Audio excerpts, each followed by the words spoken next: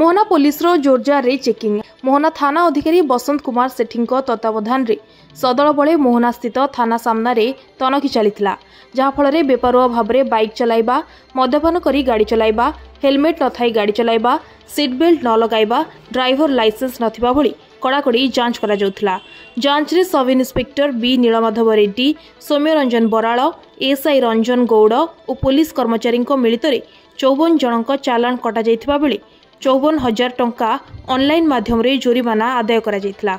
आगकु मध्य गाड़ी चेकिंग जोर रे चलेबा नै मोहना थाना अधिकारी बसंत कुमार सेठी सूचना दैछन्ती।